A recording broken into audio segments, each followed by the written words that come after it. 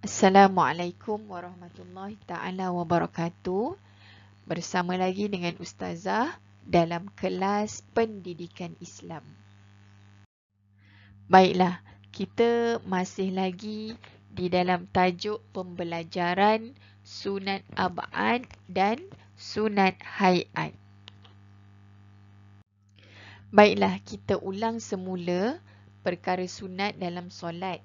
Okey, perkara sunat dalam solat ada dua, iaitu sunat ab'ad dan sunat hay'at. Okey, sunat ab'ad ini adalah amalan sunat yang dituntut jika ditinggalkan perlu diganti dengan sujud sahwi. Okey, contohnya membaca doa kunut. Okey, sunat hay'at pula amalan sunat yang dituntut jika ditinggalkan tidak perlu diganti dengan sujud sahwi. Contohnya membaca doa iftitah. Baiklah, kita telah mengetahui perkara-perkara sunat ab'ad dan sunat hay'at. Okey, pada hari ini Ustazah akan tunjukkan bagaimana kita nak melakukan sujud sahwi sekiranya kita tertinggal perkara-perkara sunat ab'ad. Baiklah, ini adalah cara-cara untuk melakukan sujud sahwi. Okey, kita tengok yang pertama. Yang pertama, duduk iftirash membaca tahiyat akhir. Okey, sekiranya kita dah teringat, kita terlupa untuk membaca doa kunut. Jadi, semasa duduk tahiyat akhir itu, kita duduk iftirash. Kita duduk tahiyat awal, tapi kita baca tahiyat akhir. Okey, sebab apa? Sebab kita nak buat sujud sahwi. Okey, kita dah habis baca tahiyat akhir, kemudian kita terus sujud. Okey, dalam sujud ini kita baca ni, Subhana man la yanamu wa la yashu. Maksudnya, Maha suci Allah yang tidak tidur dan tidak lupa. Okey, masa sujud tu kita baca tu, Subhana man la yanamu wa la yashu.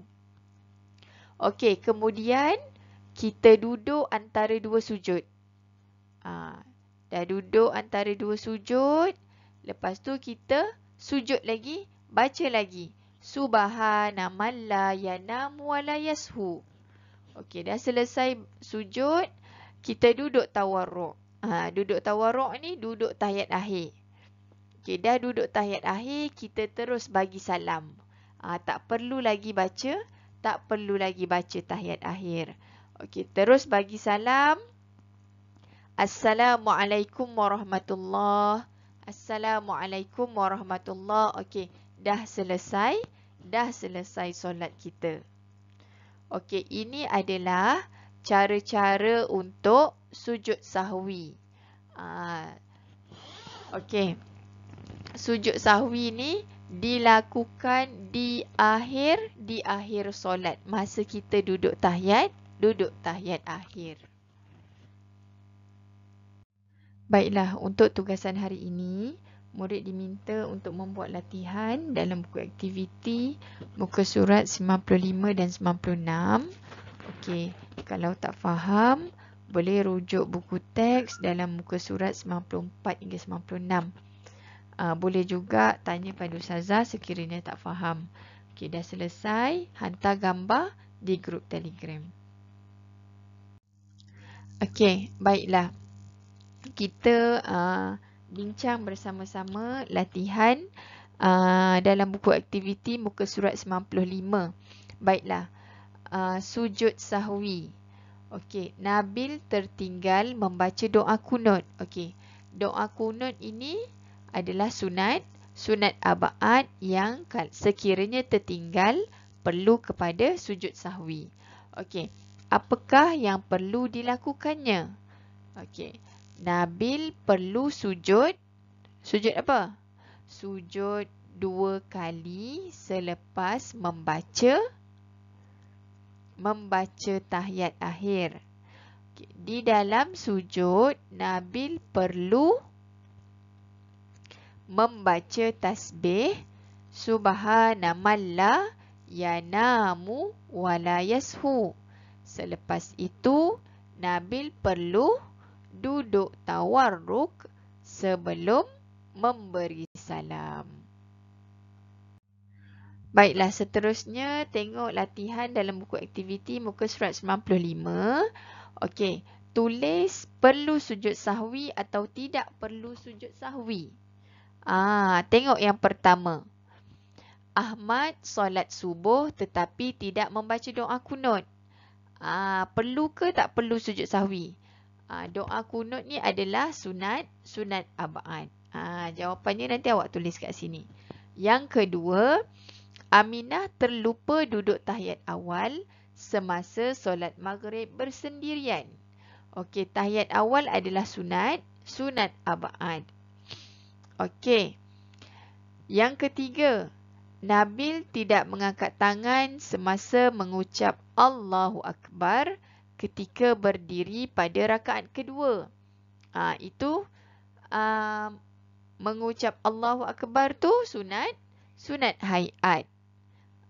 Jadi perlu ke tidak sujud sahwi? Awak tengok dekat dalam, awak rujuk dalam buku teks dan kemudian awak tulis jawapan di sini. Yang keempat, Nora tidak membaca apa-apa bacaan semasa melakukan sujud. Dia tak baca apa-apa ketika sujud. Itu sunat hayat ke sunat abaat? Cuba tengok dalam buku. Kemudian yang kelima, Hakim tidak membaca doa iftitah setiap kali melakukan solat fardu. Doa iftitah ni apa? Sunat hayat. Jadi perlu ke tidak kepada sujud sahwi? Okey, baiklah. Kalau tak faham, boleh rujuk dalam buku teks. Sekiranya perlukan bantuan, boleh rujuk kepada ustazah. Baiklah, itu sahaja untuk pembelajaran hari ini. Selamat belajar dan selamat maju jaya. Assalamualaikum warahmatullahi taala wabarakatuh.